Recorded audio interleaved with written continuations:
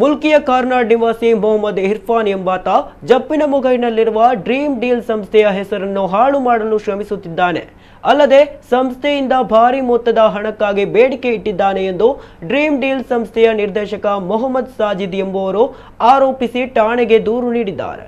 ಅಲ್ಲದೆ dream deal ಸಂಸ್ಥೆಗೆ ಹಫ್ತಾ ವಸೂಲಿ ಮಾಡಲು ತನ್ನ ಹೆಸರನ್ನು ಬಳಸಿಕೊಂಡಿದ್ದಾನೆ ಎಂದು ಹೆಜಮಾಡಿ ನಿವಾಸಿ ಜಿಯಾನ್ ಕನ್ಸ್ಟ್ರಕ್ಷನ್ ಸಂಸ್ಥೆ ಎಂಡಿ ಗುಲಾಂ ಮೊಹಮ್ಮದ್ ಅವರು ಕೂಡ ಪೊಲೀಸರಿಗೆ ದೂರು ನೀಡಿದ್ದಾರೆ.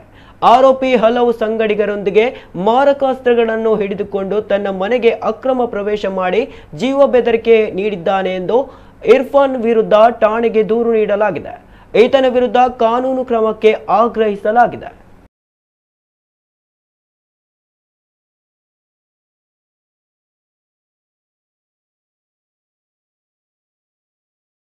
ಕಾರ್ನಾಡ್ ಇರ್ಫಾನ್ ಅಂತ ಹೇಳಿ ಒಬ್ಬ 420 ವಿಷಯವನ್ನು ನಾನು ನಿಮಗೆ ಸಾರ್ವಜನಿಕರಿಗೆ ತಿಳಿಸ್ತಾ ಇದ್ದೇನೆ. ಏನೆಂದರೆ ಅವನು ನನ್ನ ಬಗ್ಗೆ ಆ ಡ್ರೀಮ್ ಡ್ರಿಲ್ನವರು ಅವರಿಗೆ ನಮಗೆ ಏನು ಸಂಬಂಧ ಇಲ್ಲ. ಅವನು ಒಂದು ದಿವಸ ನನಗೆ ಡ್ರೀಮ್ ಡ್ರಿಲ್ ಅವರ ಕಡೆಯಿಂದ ಫೋನ್ ಬಂತು, 5 ಲಕ್ಷ ರೂಪಾಯಿ ನೀವು ಕೇಳ್ತಾ ಇದ್ದೀರಿ, ರವಿ ಪೂಜಾರಿಯ ಜನ ನೀವು ಕೇಳ್ತಾ ಇದ್ದೀರಿ ಅಂತ ಇರ್ಫಾನ್ ನಮ್ಮ ಹತ್ರ ಬಂದಿದ್ದಾನೆ ಅಂತೇಳಿ.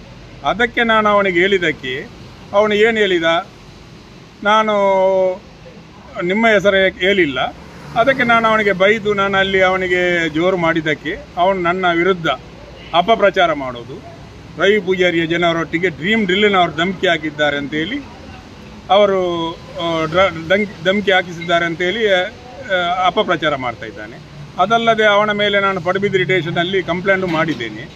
ಮತ್ತು ಈಗ ನಿನ್ನೆ ಮೊನ್ನೆ ಒಂದು ವಾಯ್ಸ್ ಮೆಸೇಜ್ ಬಿಟ್ಟಿದ್ದಾನೆ, ರವಿ ಪೂಜಾರಿಯ ಸಹಚಾರ ಅಂತೇಳಿ ಅವನು ಡ್ರೀಮ್ ಡ್ರಿಲ್ಲರ್ ಒಟ್ಟಿಗೆ ಸೇರಿಕೊಂಡು ನನಗೆ ಬೆದರಿಕೆ ಆಗ್ತಾ ಇದ್ದಾನೆ ಅಂತೇಳಿ. ಅಂಥದ್ದೇನಿಲ್ಲ. ಡ್ರೀಮ್ ಡ್ರಿಲ್ ಸಂಸ್ಥೆ ಅಂತ ಹೇಳಿದರೆ ಅದು ಸಾವಿರಾರು ಜನರು ಒಂದು ದುಡಿಯುವಂಥ ಒಂದು ಸಂಸ್ಥೆ.